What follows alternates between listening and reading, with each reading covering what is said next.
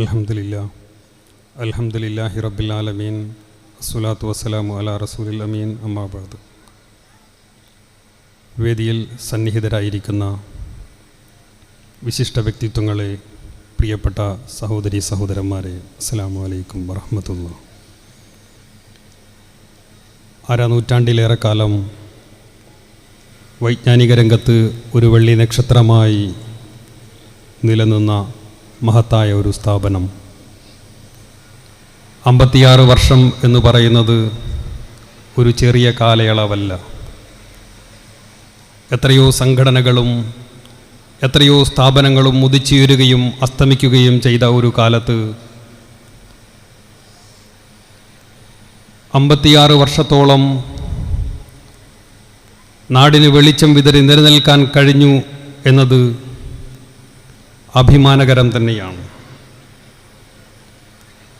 നിലവിലുള്ള സംവിധാനങ്ങൾ നിലനിർത്തുന്നതിനെക്കുറിച്ചാണ് നമ്മൾ ആലോചിച്ചുകൊണ്ടിരിക്കുന്നത്. പക്ഷേ ഈ സംവിധാനം ഉപയോഗപ്പെടുത്തി വലിയൊരു മുന്നേറ്റത്തെക്കുറിച്ച് എന്തുകൊണ്ടാണ് നമ്മൾ ആലോചിക്കാത്തത് എന്ന് ഗൗരവപൂർവം നമ്മൾ ചിന്തിക്കേണ്ടതുണ്ട്. പുതിയ കാലമാണ്. പുതിയ കാലത്തെ വെല്ലുവിളികളെ നേരിടേണ്ടതുണ്ട്. ആ വെല്ലുവിളികളെ നേരിടേണ്ട ഉത്തരവാദിത്തം നമുക്ക് തന്നെയാണ്. ആ വെല്ലുവിളികളെ നേരിടാൻ ഒരു മാലാഖയും ഇനി നമുക്ക് ഇറങ്ങി വരാനില്ല. അള്ളാഹുവെ മഹത്വപ്പെടുത്തി ജീവിക്കുന്ന ഒരു സമൂഹമാണ് മുസ്ലിം സമൂഹം. വിവിധ ജനവിഭാഗങ്ങൾ അധിവസിക്കുന്ന ഒരു രാജ്യത്ത് ഏറ്റവും അഭിമാനമുള്ള ഒരു സമൂഹമായി മുസ്ലിം സമൂഹം നിലകൊള്ളേണ്ടതുണ്ട്. പ്രപഞ്ചത്തിൻ്റെ സൃഷ്ടാവാണ് അള്ളാഹു. പ്രപഞ്ചത്തിൻ്റെ നായകനാണ് റസൂലുള്ളാഹി സ്വല്ലല്ലാഹു അലൈഹി വസല്ലം. ഖുർആനും തിരുസുന്നത്തും അനുസരിച്ച് ജീവിക്കുന്ന മുസ്ലിം സമൂഹമായിരിക്കണം ലോകത്തെ ഏറ്റവും ഉത്കൃഷ്ടമായ ഒരു സമൂഹം എന്നാണ് മുസ്ലിം എന്നതിൻ്റെ വിവക്ഷ. പ്രവാചകൻ ദൗത്യം നിർവഹിച്ചുകൊണ്ടാണ് കടന്നുപോയത്. ഖുർആൻ എല്ലാ കാലത്തേക്കുമുള്ള വേദഗ്രന്ഥമാണ്. പക്ഷേ ആരാണ് ഖുർആനിനെ ജീവിപ്പിക്കേണ്ടത്? പ്രവാചകന്റെ പാതയിൽ ഒരു ജനതയെ വഴി നടത്തേണ്ട ഉത്തരവാദിത്വം ആർക്കാണ്? അത് നിർവഹിക്കേണ്ട സമൂഹത്തെയാണ് മുസ്ലിം എന്ന് വിളിക്കുന്നത്. ഉത്കൃഷ്ടമായ ഒരു സമൂഹം, ലോകത്തെ വഴി നടത്താൻ ഉത്തരവാദിത്തപ്പെട്ട ഒരു സമൂഹം. കുന്തും ഖൈറ ഉമ്മത്തിൻ ഉഖ്രിജത് ലിന്നാസ്. ലോകത്തേക്ക് ഏറ്റവും ഉത്കൃഷ്ടമായ സമൂഹമാണ് നിങ്ങൾ. ആ ഉത്കൃഷ്ടമായ സമൂഹമായി മാറാൻ നമുക്ക് എത്രമാത്രം കഴിയുന്നുണ്ട് എന്നതാണ് നമുക്ക് മുമ്പിലുള്ള ചോദ്യം. മനസ്സ് വലുതാക്കലാണ് നമ്മൾ ചെയ്യേണ്ടത്. മനസ്സ് വലുതാകുക എന്നതാണ് ശരിക്കുമുള്ള ആത്മീയത എന്ന് പറയുന്നത്. ഖുർആനിലെ ഒരു സംഭാഷണമുണ്ട് മൂസാ പ്രവാചകനോട് ഫിർഔൻ ചോദിക്കുന്നത്, അല്ലയോ മൂസ, ഇപ്പറയുന്ന നിന്റെ ദൈവം എന്താണ്? എന്താണ് ആ സാധനം? അതിന് മൂസാ പ്രവാചകൻ പറയുന്ന ഒരു മറുപടിയുണ്ട്. നിന്റെ ദൈവമല്ല, നമ്മുടെ ദൈവം എന്നാണ് മൂസാ പ്രവാചകൻ പറയുന്നത്. അവൻ എല്ലാത്തിൻ്റെയും പടച്ചോനാണ്. മൂസാ നബി അലൈഹിസ്സലാമിൻ്റെ ഉത്തരമാണ്. ധിക്കാരത്തോടെയുള്ള ഒരു ചോദ്യത്തിന്, ഫിറൗനിൻ്റെ ധിക്കാരം നിറഞ്ഞ ആ ചോദ്യത്തിനും ആക്രോശത്തിനും സൗമ്യമായി മറുപടി പറയാൻ എങ്ങനെയാണ് മൂസാ പ്രവാചകന് സാധ്യമായത്? അതൊരു പ്രാർത്ഥനയാണ്. അല്ലാഹുവേ, എല്ലാവരെയും ഉൾക്കൊള്ളാൻ എൻ്റെ മനസ്സ് വലുതാക്കണേ എന്ന പ്രാർത്ഥന. എന്നെ ഉൾക്കൊള്ളാൻ പാകത്തിൽ ഫിറൗന്റെ മനസ്സ് വലുതാക്കണേ എന്നായിരുന്നില്ല മൂസാ നബിയുടെ പ്രാർത്ഥന. എൻ്റെ മനസ്സ് വലുതാക്കണേ എന്നാണ്. ആ പ്രാർത്ഥനയാണ് നമ്മളെപ്പോഴും ഉരുവിട്ടുകൊണ്ടിരിക്കുന്നത്. ആ പ്രാർത്ഥന ഉരുവിട്ടുകൊണ്ടിരിക്കുന്ന നമുക്ക് നമ്മുടെയും മനസ്സുകളെ വലുതാക്കേണ്ടതുണ്ട്. ആ മനസ്സ് വലുതാകൽ തന്നെയാണ് ഏറ്റവും വലിയ ആത്മീയത എന്ന് പറയുന്നത്. പരസ്പരം മുഖം നോക്കാത്ത ഒരു കാലത്താണ് നമ്മൾ ജീവിക്കുന്നത്. എല്ലാവരും അവനവൻ്റെ മൊബൈൽ ഫോണുകളിലാണ്. നാലാൾ കൊള്ളുന്നിടത്ത് പോലും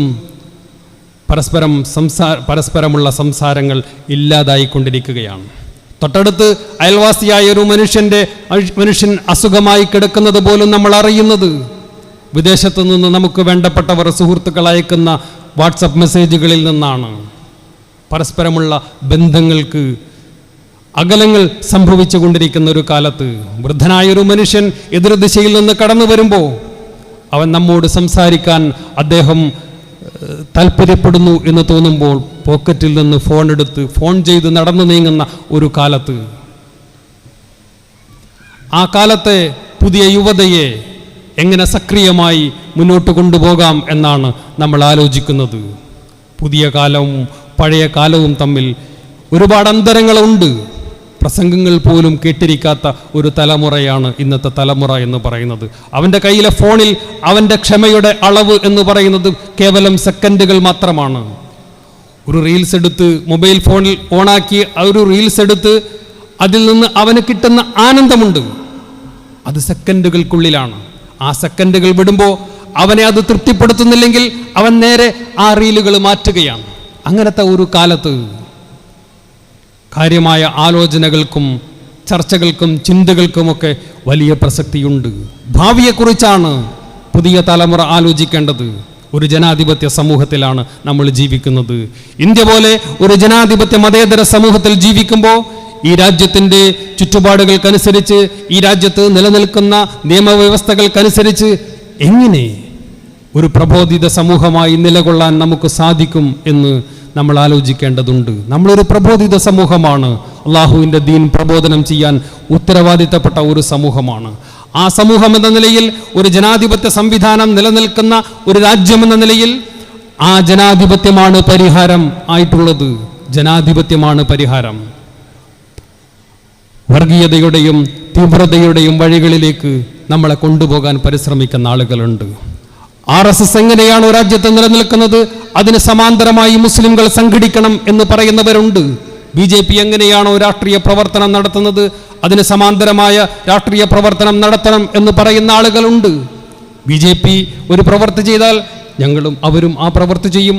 RSS ഒരാളെ കൊന്നാൽ അതേ 24 മണിക്കൂറിനകം തന്നെ ഇവരും പോയി ആ ഒരു RSSകാരനെ കൊല്ലും. അതേസമയം അവരെ RSS നേതൃത്വം നൽകുന്ന ഒരു സർക്കാർ നിരോധിച്ചാൽ തിരിച്ച് RSSനെ നിരോധിക്കാൻ കഴിയുമോ ഇവർക്ക്? അത് കഴിയില്ല. ഇന്ത്യയിലെ മഹാന്യൂനപക്ഷമാണ് മുസ്ലിംകൾ. ഇന്ത്യയിലെ ന്യൂനപക്ഷ സമൂഹം എന്ന നിലയിൽ ഈ രാജ്യത്തിൻ്റെ ഭരണഘടനയാണ്, ഈ രാജ്യത്തിൻ്റെ സംവിധാനമാണ് നമ്മുടെ കരുത്തെന്ന് പറയുന്നത്. ആ കരുത്തിനെ, ഇന്ത്യയുടെ ജനാധിപത്യത്തെ, ഇന്ത്യയുടെ ഭരണഘടനയെ ഉപയോഗിച്ചുകൊണ്ട് ഒരു ബഹുസ്വര സമൂഹത്തിൽ അഭിമാനമുള്ള ഒരു ജനതയായി ജീവിക്കുക എന്നതാണ് പ്രധാനം.